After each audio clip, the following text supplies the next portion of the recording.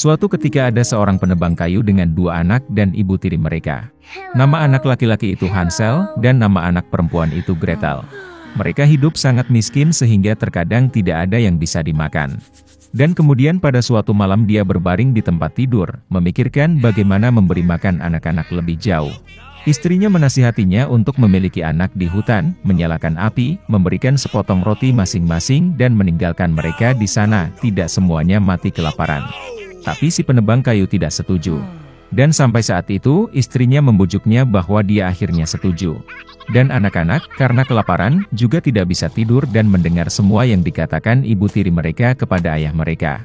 Dan saat orang tuanya tertidur, Hansel diam-diam bergegas keluar rumah. Bulan bersinar terang, dan batu putih berkilauan seperti koin.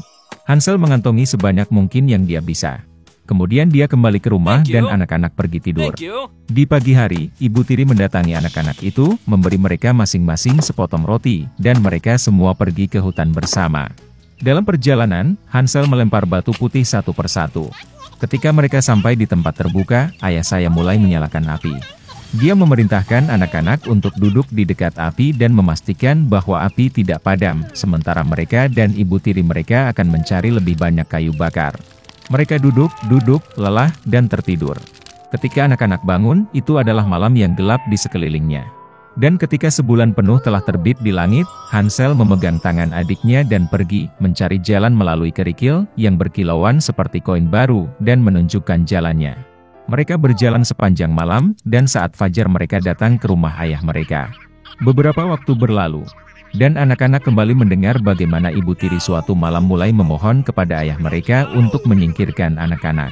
Dia menolak, tetapi istrinya tidak mau mendengarkannya, dia mengutuk dan mengungkapkan segala macam celaan kepadanya. Ketika orang tuanya tertidur, Hansel, seperti yang terakhir kali, ingin mengumpulkan batu, tetapi ibu tirinya mengunci pintu, dan anak itu tidak dapat meninggalkan rumah. Pagi-pagi sekali, anak-anak diberi sepotong roti masing-masing, bahkan lebih sedikit dari waktu sebelumnya. Dalam perjalanan ke hutan, Hansel mencabik-cabik bidak di sakunya dan melemparkan remah-remah itu ke tanah. Ibu tiri membawa mereka lebih jauh ke dalam hutan.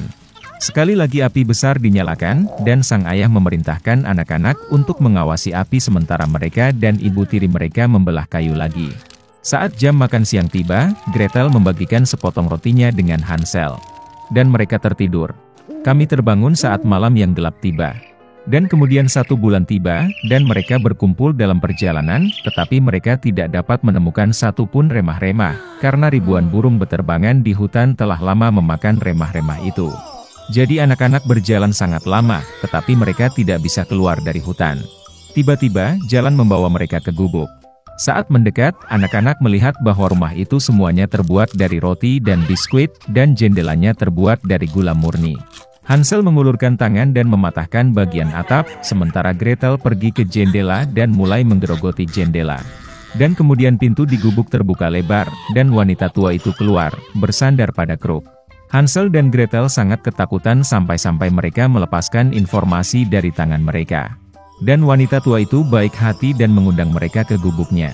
Sudah ada banyak makanan di atas meja, susu, kue, apel, dan kacang-kacangan. Setelah makan malam, wanita tua itu membuatkan 2 tempat tidur bersih untuk anak-anaknya, dan Hansel serta adiknya mengira mereka ada di surga. Tetapi wanita tua itu hanya berpura-pura menjadi penyayang, tetapi sebenarnya dia adalah seorang penyihir jahat, yang membangun pondok rotinya untuk tujuan ini untuk memikat anak-anak. Pagi-pagi sekali, saat anak-anak sedang tidur, dia mengambil Hansel dan memasukkannya ke dalam sangkar kecil.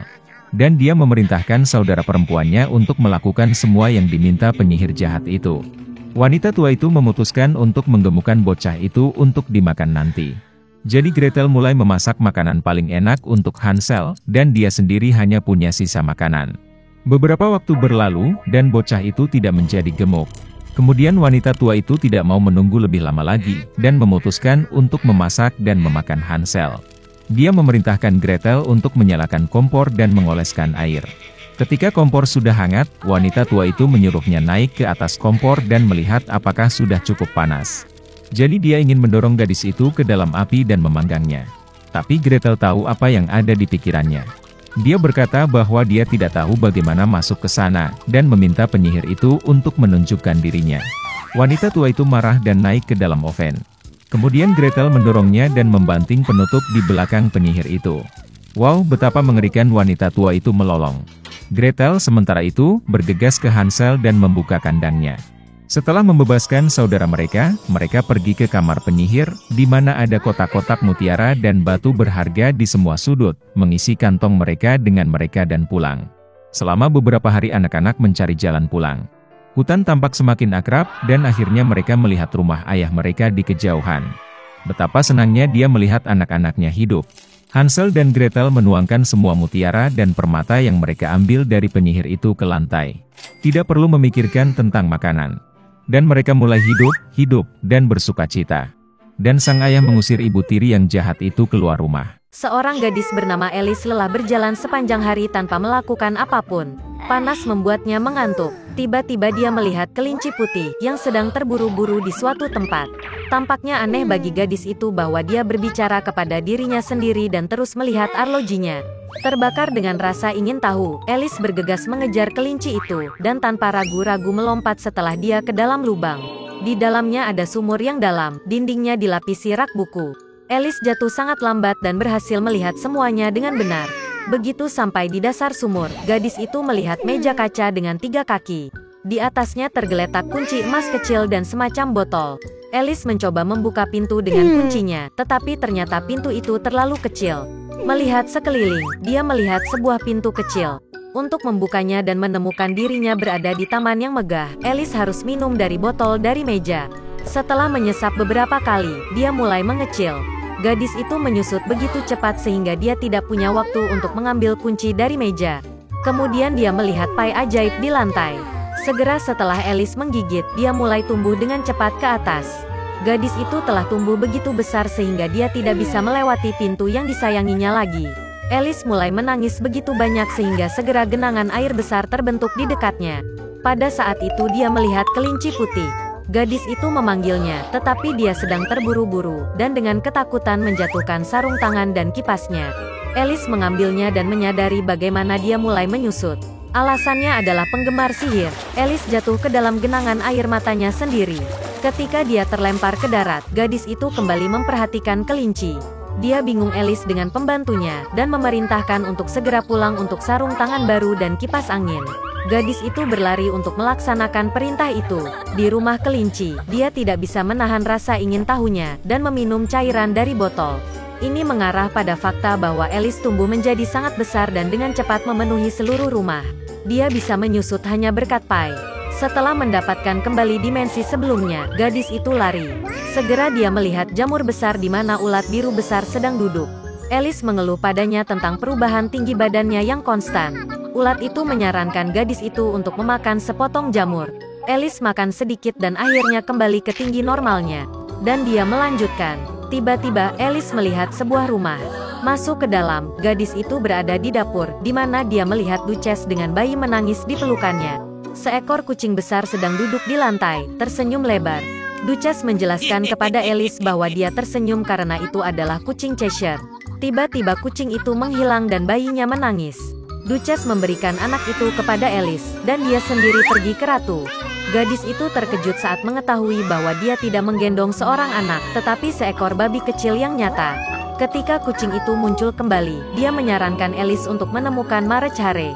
Dan kemudian dia menghilang, dan hanya senyumnya yang tersisa di udara.